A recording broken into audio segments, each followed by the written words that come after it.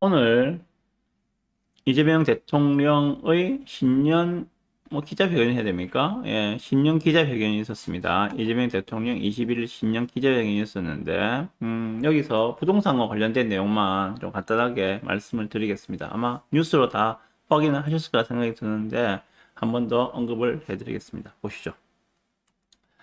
자, 대통령의 신년 기자회견에서 나온 부동산 관련 이야기만 좀 해보겠습니다. 자, 현재 최근의 고환율 문제에 대해서는 한국이 잘 견디는 편이다라고 했다고 합니다. 그리고 1, 2개월 뒤에는 환율이 하락할 것이라는 전망도 내놨다고 합니다. 그리고 부동산 문제에 대해서는 조만간 공급 대책을 발표한다면서도 세제를 활용할 여지를 남겼. 다시 말해서 세금으로 집값을 잡는 것은 안 하겠다고 했다는 거죠. 그렇지만 어쩔 수 없으면 하겠다. 그런 내용이에요. 보시죠.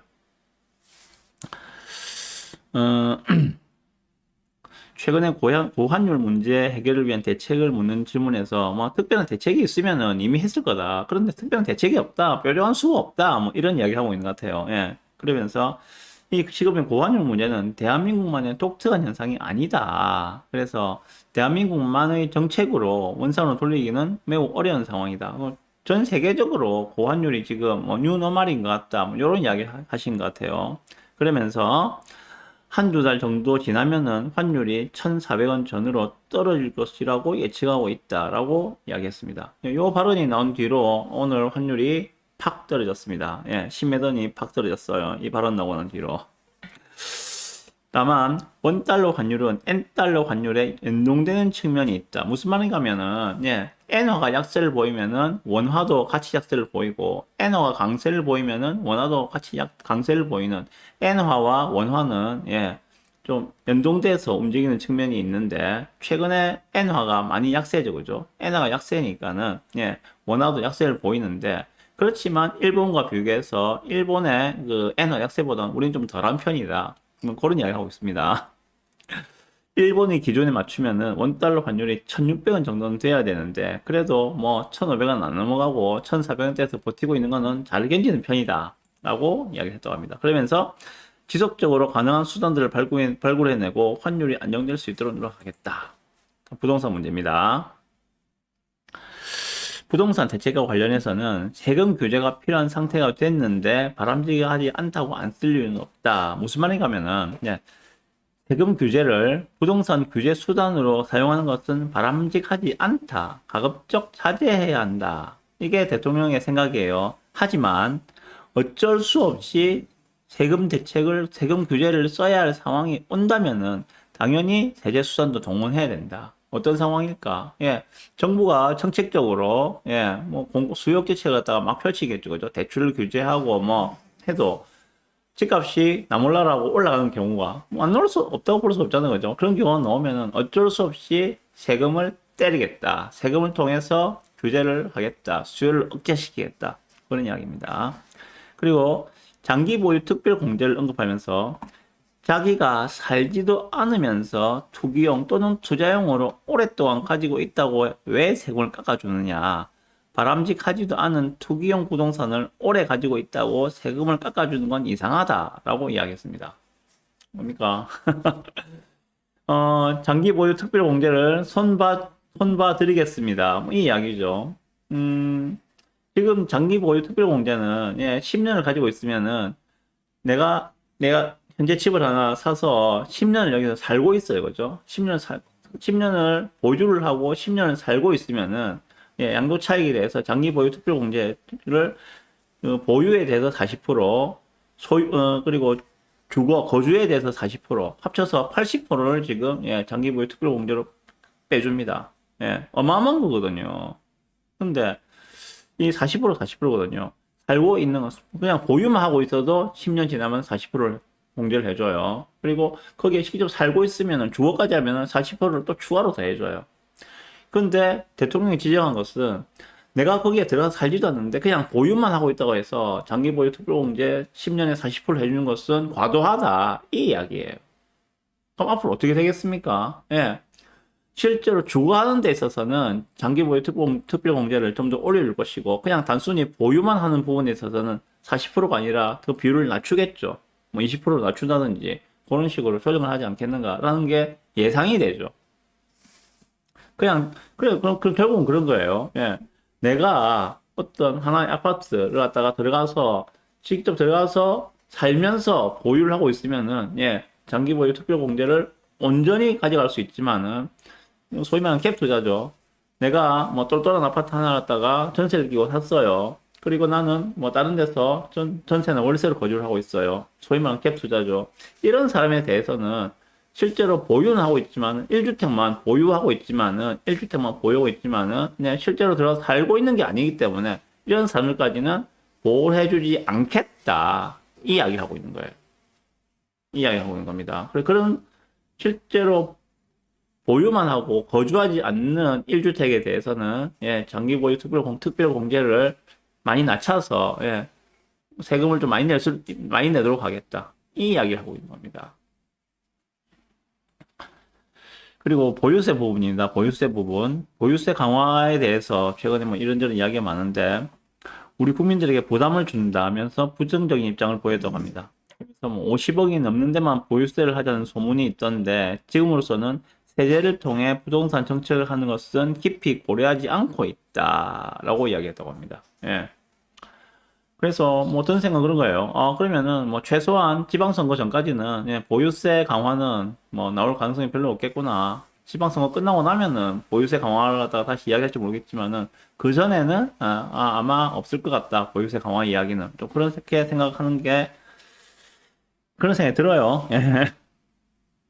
그리고 국토부에서 곧 현실적인 공급 확대 방안을 내놓을 것이다. 라고도 이야기하고 있고요. 그리고 주택을 많이 가지고 있는 사람들이 내놓게 하는 공급 방법도 저희가 찾고 있다. 뭡니까? 예.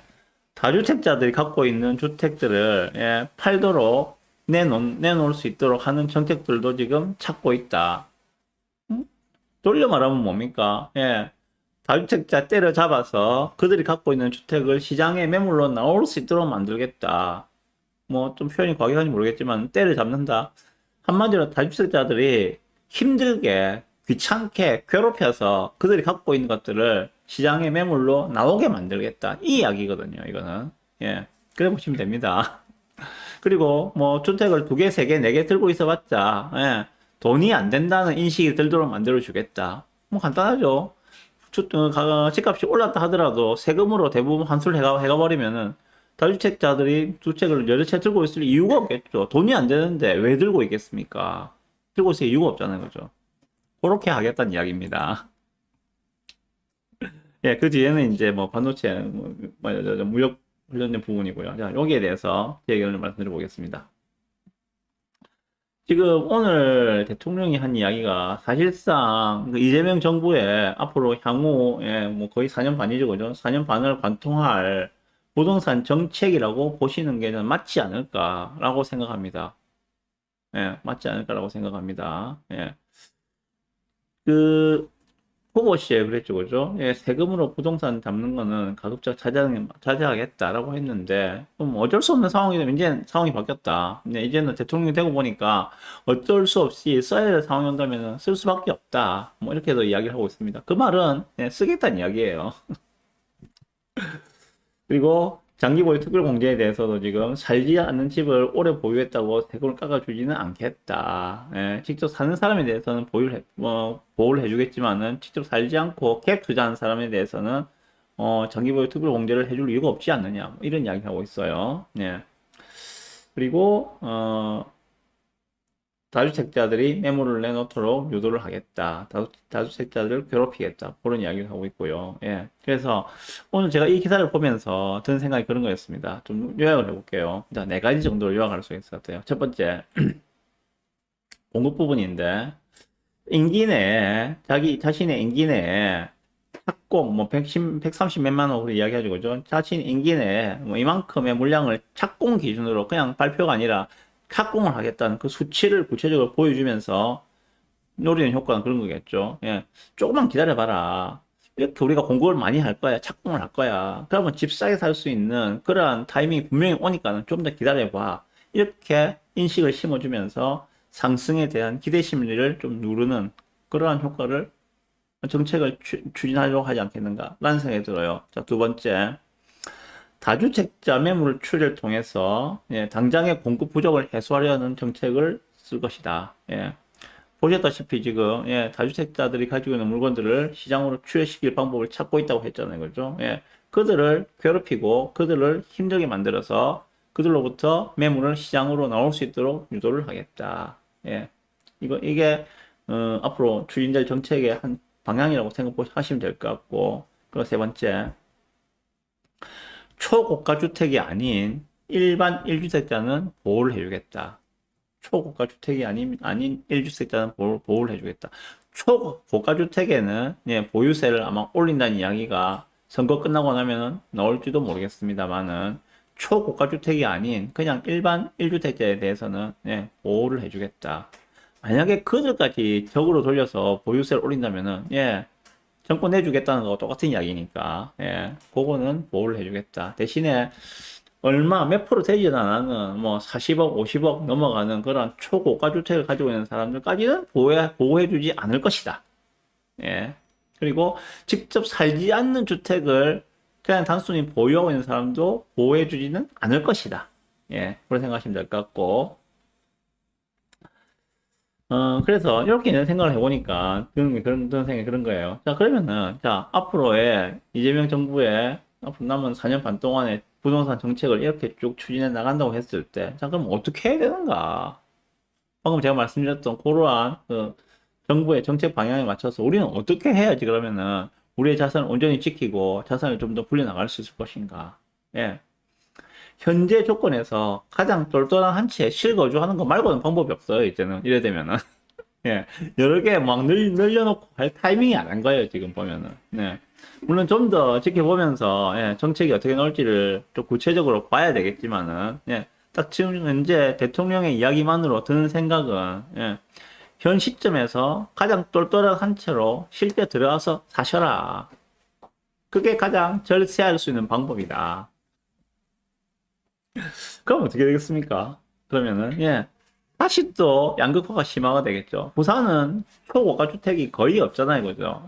물론 평수 큰 건 있습니다만, LCT나 이런데 평수 큰 거는, 뭐 40억, 50억짜리도 있죠. 있지만은, 뭐 서울처럼 국평이 뭐 50억, 60억, 70억 되고 그런 건 없잖아요. 국평은 지금 만만 비싸봤자 20억이 넘지는 않잖아요. 그죠? 84 타입에서, 뭐 20억 넘는 주택은 부산에는 지금 없어요. 그 초고가 주택은 없다고 보시면 되고, 그러면 현재 부산에서 내가, 아파트를 매수를 하고자, 내 집 마련을 하고자 한다면은, 현재 주어진 조건에서, 가장 똘똘한 한 채를 사서 실제로 들어가서 거주를 하셔라. 그렇게 귀결이 됩니다. 그게 가장 절세할 수 있는 길이다. 그렇습니다. 오늘 대통령의 발표를 보고 제가 나름대로 생각을 뭐 좀 중구난방식 완전히 정리되는 건 아닌데 좀 중구난방식인데 좀 말씀드려 보았습니다. 참조하시고요. 많은 분들이 그렇게 이야기해요. 문재인 뭐 시즌 2 매운맛 문재인 버전 뭐 이렇게 이야기를 많이 하시는데 분명한 거는 그 궤적에서 크게 벗어나지는 않는다. 그 예상에서 크게 벗어나지는 않는다. 이미 예상을 하고 포트폴리오를 조정하고 현금 흐름을 준비하시는 분들은 크게 당황할 필요는 없다. 이미 예상했던 것들이니까. 이재명 정부가 뭐 다주택자들을 오냐오냐 해갖고 그들로 하여금 뭐 어떤 그런 역할을 하게 해줄 거라고 기대하시는 분들은 사실상 아무도 없잖아요, 그죠? 여전히 다주택자들을 적폐로 취급하면서 때려잡을 것이다. 다 예상했던 것들이고, 집으로 돈 벌 수 있지 않도록 만들겠다 하는 게 이들의 정책이니까, 어쨌거나 각자 도생의 시대입니다. 잘 살아남으시기를 바랍니다. 같이.